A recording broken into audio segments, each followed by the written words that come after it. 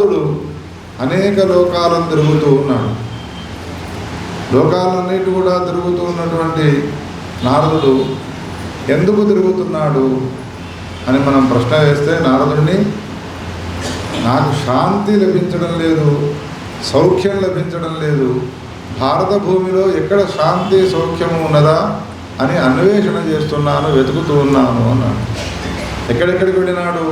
శ్రీరంగం, ప్రయాగరాజు, కాశీ క్షేత్రము మొదలైనటువంటి అనేక ప్రాంతాల్లోకి వెళ్ళినాడు. ఏమయ్యా నారద, ఇన్ని ప్రాంతాలకు వెళ్ళినావు, నీకు ఎక్కడా సుఖము లభించడం లేదా అంటే, సుఖము లేదు, ఆనందము లేదు. పైపెచ్చు ఏ భారతదేశంలోని ఏ క్షేత్రానికి వెళ్ళి చూసినా కానీ ఇండ్లలో ఉండేటువంటి ఒక పరిస్థితి ఎట్లా ఉన్నది? భార్యాభర్తలలో కీచులాటలు. ఇంకా విచిత్రమైన మాట ఏం చెప్పినాడు అని అంటే, అన్నమును అడగగానే పెట్టవలసినటువంటి భారతీయులు అన్నాన్ని అమ్ముకుంటూ ఉన్నారు భారతదేశంలో. నారదుడు చెప్పిన మాట, అన్నాన్ని అమ్ముకుంటే పర్వాలేదు, కానీ శరీరాన్ని కూడా అమ్ముకుంటున్నారు స్త్రీలు. ధనానికి ఆశపడి తన శరీరాన్ని కూడా అమ్ముకొని జీవనాన్ని కొనసాగిస్తున్నారు. సత్యము లేదు, శౌచము లేదు, దయ అనేటువంటిది కనిపించడం లేదు, ఎక్కడ సాధువు సత్పురుషుడు కనిపించడం లేదు. ఈ విధంగా పరిస్థితి ఎందుకు ఈ విధంగా మారిపోయినది అని ఆలోచన చేస్తున్నటువంటి నారదునికి ఒకటే ఒక విషయం తెలిసినది. అదేమిటి అంటే, కలిపురుషుని యొక్క ప్రభావం బాగా విపరీతంగా పడిపోయినది. ఎక్కడ చూసినా కానీ ఇటువంటి పరిస్థితులు నెలకొనున్నాయి. ఇంతలో ఆందోళనతో సంచారం చేస్తూ ఉన్నటువంటి నారదునికి ఇంకొక పెద్ద సమస్యతో కూడుకున్న పరిస్థితి ఎదురైనది. అదేమిటి అని అంటే, నారదుడు ముందే ఆందోళనగా ఇటువంటి సంచారం చేస్తూ ఉండగా ఒక అమ్మాయి నారద అని పిలిచినది. నన్ను పేరు పెట్టి పిలిచేవాళ్ళు ఎవరు? అందులో ఒక ఆడమనిషి, ఒక యువతి. ఎవరమ్మా నీవు, నన్నెందుకు పిలిచినావు అని అడిగినాడు. అడిగితే అప్పుడు ఆమె తన పరిచయాన్ని చేసుకున్నది. నా పేరు భక్తి. ఏమన్నది? భక్తి. భక్తినైన నేను నీకు చాలా ఇష్టమైన దానిని, నారదుడమైనటువంటి నీకు నేను చాలా ఇష్టమైనటువంటి దాన్ని. అందుకనే నీవు నన్ను ప్రచారం చేసే నిమిత్తమే నారద సూత్రాలను రచించినావు. నారదుడు భక్తిని ప్రచారం చేయడం కోసమై భక్తి సూత్రాలు అనేటువంటి గ్రంథాన్ని రాసినాడు. ఏం పేరది? నారద భక్తి సూత్రములు. చాలా అద్భుతమైనటువంటి సూత్రాలు. నేనంటే ఇష్టమై ఉన్నావు కావున నా గురించి నీవు విశాలమైనటువంటి ప్రచారం చేసినావు. కానీ భక్తినైనా నాకు ఇప్పుడు పెద్ద సమస్య వచ్చినది. ఏం సమస్య వచ్చినది అనంటే, తన తొడలపైన పడుకో ఉన్నటువంటి ఇద్దరు కుమారులను చూపెట్టినది. భక్తికి ఇద్దరు కొడుకులు ఉన్నారు. ఆ కొడుకుల పేర్లు, ఒకని పేరు జ్ఞానము, ఇంకొకటి పేరు వైరాగ్యము. ఏం పేర్లది? వైరాగ్యము. జ్ఞానము వైరాగ్యం అనేటువంటి పేర్లు గల ఈ కొడుకులు ఎక్కడ ఉన్నారు అంటే, ఒక కొడుకు కుడి తొడపైన ఉన్నాడు, ఇంకో కొడుకు ఎడమ తొడపైన పడుకో ఉన్నాడు. వాళ్ళు ఎట్లా ఉన్నారు? వృద్ధులై ఉన్నారు, కదలికలు లేవు. ఇదేమిటమ్మా, నాకు ఆశ్చర్యం కలుగుతున్నది అన్నాడు నారదుడు. ఎక్కడ కానీ లోకంలో తల్లిదండ్రులు వృద్ధులుంటారు, పిల్లలు యువకులై ఉంటారు, కానీ నీ కొడుకులేమిటి వృద్ధులై ఉన్నారు, నీవేమో యువతిగా ఉన్నావు అని ప్రశ్న వేసినాను నారదుడు. ప్రశ్న వేస్తే అప్పుడు దానికి సమాధానం చెబుతూ ఏమన్నది భక్తి అని అంటే, లోకంలో ఉన్న ప్రకారంగా నేను వృద్ధురాలిగా ఉండి మా కొడుకులు ఇద్దరు కూడా యువకులుగానే ఉన్నారు. దేశాలన్నీ తిరుగుతూ తిరుగుతూ నీవలే ఎప్పుడైతే నేను బృందావనానికి వచ్చి చేరుకున్నానో, బృందావనానికి వచ్చి చేరుకోగానే నేను యువతినైనాను, భక్తిని.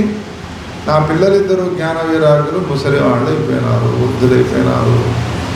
అందుకని హే నారద, కనీసము కదలికలు కూడా లేకుండా ఉన్నటువంటి పిల్లలను పట్టుకొని నేను ఎట్లా సంచారం చేయాలి, నా జీవితాన్ని ఎట్లా కొనసాగించాలి, ఈ పిల్లలను ప్రబోధయ, వీళ్ళని నిద్రలేపవయ్యా అని ప్రార్థించినది భక్తి.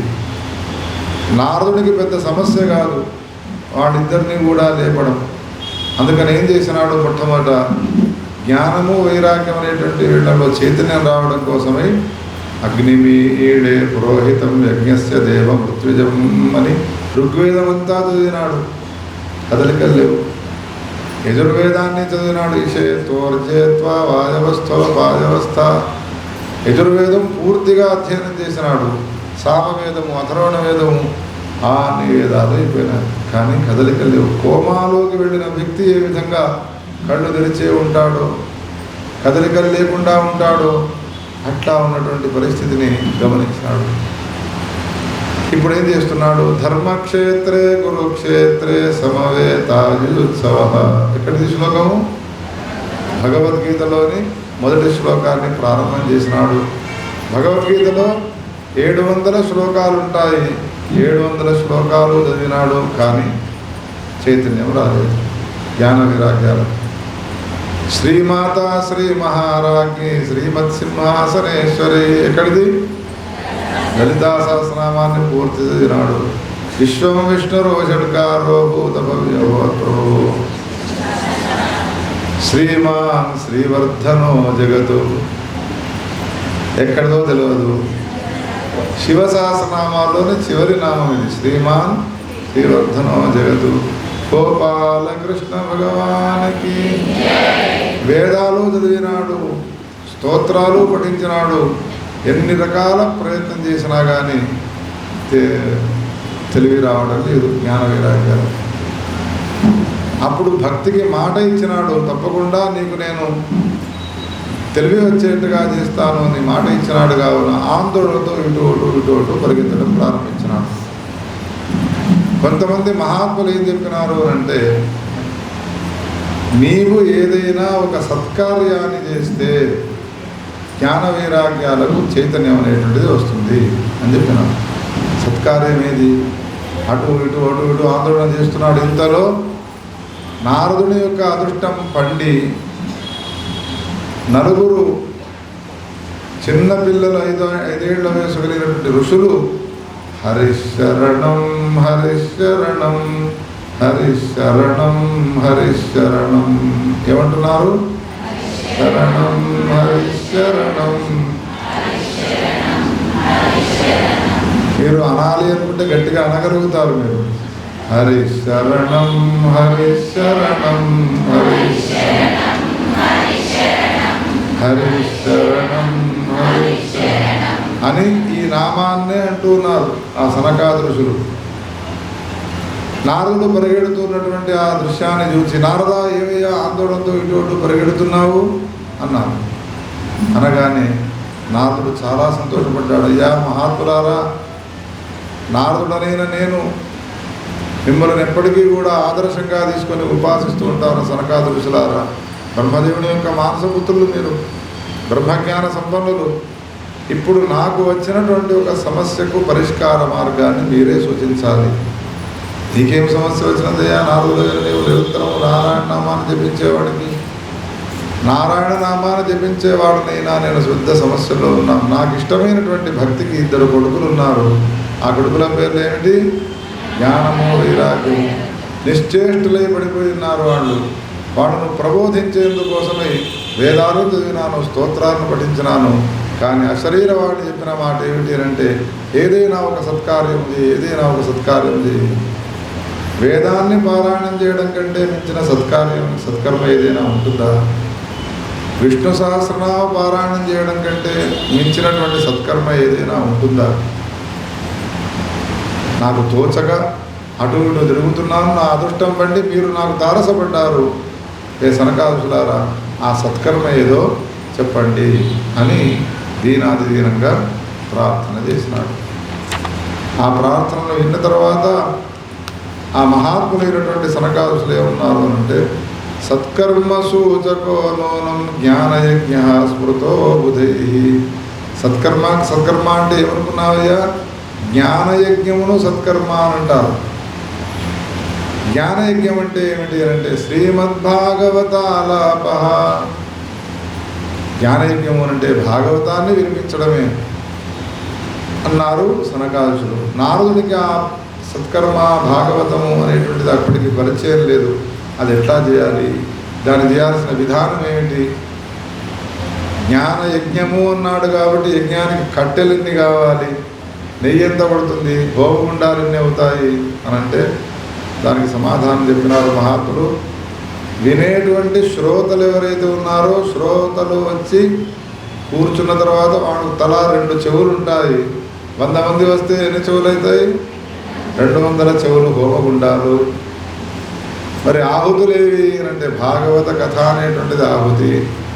యజ్ఞము చేసిన తర్వాత పరమాత్మ ప్రత్యక్షం అవుతాడు. అందుకని దీన్ని ఏమన్నారు అని అంటే జ్ఞాన యజ్ఞము అని. దీనికి పొగ ఉండదు, యాగశాల ఉండదు, కట్టెలు అంతకంటే ఉండవు, వేడి అంతకంటే ఉండదు. ఎంత చక్కని యజ్ఞం చూడండి, జ్ఞాన యజ్ఞము. దాన్ని ఎట్లా చేయాలి అని అంటే దానికి సంబంధించినటువంటి విధానం అంతా కూడా చెప్పినారు సనకాదుషులు. ఏ నారద, భాగవతమును వినిపించడం వలన జ్ఞాన వైరాగ్యాలు అనేటువంటి ఏవైతే ఉన్నాయో వాటిలో ఉన్నటువంటి జాడ్యము తొలగిపోయి చేతన అనేటువంటిది ఏర్పడుతుందయ్యా అనగానే గంగా తీరంలో పెద్ద ఎత్తున సభామంటపాన్ని ఏర్పాటు చేసి జ్ఞాన వైరాగ్యములతో కూడుకున్న భక్తిని కూడా శ్రోతగా రమ్మని నారదుడు కూడా ఒక సింహాసనం పైన కూర్చొని కథాశ్రవణం చేస్తూ ఉన్నాడు. నారదుడు పెట్టించినటువంటి భాగవత కథను సనకాదృశులు చెప్పుతున్నారనే విషయాన్ని తెలుసుకొని అనేక ఆశ్రమాల నుండి ఋషులు మునులు అందరూ కూడా వచ్చి చేరుకున్నారు. భాగవతం ఎక్కడ జరుగుతున్నది అన్నా కానీ 7 రోజులు సమయాన్ని వృధా చేయకుండా వచ్చి పరిగెత్తుకుంటూ కూర్చోవాలి. ఎన్నో పనులు ఉంటాయి, పనులు రోజు ఉండేవి అని. సంసారం మనం వదిలిపెట్టదు, మనమే సంసారాన్ని వదిలిపెట్టాలి. సంసారాన్ని వదిలిపెట్టడం అని అంటే భాగవత కథా శ్రవణానికి రావడమే. పరిగెత్తుకుంటూ వచ్చినారు. వాళ్ళంతా కూడా కూర్చొని ఉండగా భాగవతం యొక్క మహిమను వర్ణిస్తూ ఉన్నాడు సనకాదృశులు. ఏమంటున్నారు అంటే 100 సంవత్సరాల ఆయుష్యం ఒకనికి అయిపోవచ్చినది. రేపు మాకు వాడు మరణించే పరిస్థితి ఏర్పడ్డది. వాడి దగ్గరికి వెళ్ళి ఏమయ్యా, నీ జీవితంలో భాగవతం ఎప్పుడైనా విన్నావా? 50 ఏళ్ల కింద అనుకున్నాను 60వ సంవత్సరం వచ్చినాక షష్ఠి పూర్తి నాడు వినాలి అని, కుదరలేదు. సప్తతి పూర్తి నాడు వినాలి అనుకున్నాను, కుదరలేదు. సహస్రచంద్ర దర్శనానికి వినాలని అన్ని వైదిక కార్యక్రమాలు చేసుకుంటూ ఫంక్షన్లు చేసుకుంటూ కాలాన్ని గడిపినాడే తప్ప భాగవతాన్ని వెళ్ళలేదు. ఇప్పుడు ఎన్నో సంవత్సరాలు వచ్చినాయి? 99 సంవత్సరాలు వచ్చినాయి. రేపో మాపో మరణించబోయేవాడై ఉన్నాడు. అటువంటి వాడిని గురించి వ్యాసుడు ఏమన్నాడు అంటే 100 సంవత్సరాల ఆయుష్యాన్ని కాలం గడుపుకున్నాడు, భాగవతం వినలేదా? వాడెవడో తెలుసునా? వాడు ఒక చండాలుడు. వ్యాసానికి తృప్తి అయినదా అని అంటే ఇంకా కాలేదయ్యా. మరి వాడిని ఎవరంటావు? వాడు ఒక గాడిద. తృప్తి అయినదా వ్యాస? ఇంకా తృప్తి కాలేదు. మాతృయౌవనవనచ్ఛేదే కుఠారావయం. మానవ జన్మ వచ్చి ఇంద్రియాల అవయవాలన్నీ సక్రమంగా ఉండి చెవులు వినవచ్చి, కళ్ళు చూడవచ్చి, చేతులతో భజన చేస్తే చప్పట్లు కొట్టవచ్చి, ఇన్ని రకాల యోగ్యతలు ఉండి కూడా భాగవతాన్ని ఎవడైతే వినలేదో వాడెవడు అనంటే వాడు ఒక గండ్ర గొడ్డలి. దేనికి గొడ్డలి? తల్లి యౌవనం అనేటువంటి వనాన్ని నాశనం చేసే విషయంలో గండ్ర గొడ్డలి వాడు. తల్లి పిల్లవాడిని కంటుంది. కన్న తర్వాత ఆ తల్లికి ఉన్నటువంటి యౌవనం నశించిపోతుంది. సంతానానికి ముందు ఉన్నటువంటి యౌవనం సంతానమైన తర్వాత ఉంటుందా? యౌవనం అనేటువంటి వనాన్ని నాశనం చేసే విషయంలో వాడు గండ్రగొడ్డలే పుట్టినాడు అని తల్లి నెత్తి కొట్టుకుంటుంది. ఎవరి గురించి? ఎవడైతే మానవ జన్మనెత్తి భాగవత కథను వినలేడు. కానీ ఎవడైనా ఒకవేళ దారి తప్పి భాగవత కథను విన్నాడనుకో, వాడి గురించి తల్లి ఎంత సంతోషపడుతుంది. భాగవతం అనేటువంటిది 1,000,000 జన్మలలో చేస్తే కానీ లభించేది కాదు. ఎన్ని జన్మలు? మీరంతా ఎన్ని జన్మల్లో చేసుకున్న పుణ్యం గల వాళ్ళు? 1,000,000 జన్మల్లో చేసుకున్నట్టు ఒక జన్మకే విసిగి వేసారిపోతాము. అటువంటిది కోటి జన్మలలో చేసినటువంటి పుణ్యం ఉంటే కానీ భాగవతం అనేటువంటిది లభించదు. అందులో రాత్రిపూట వినడము, రాత్రో చోర ప్రసంగేన గోపాలకృష్ణ భగవానికి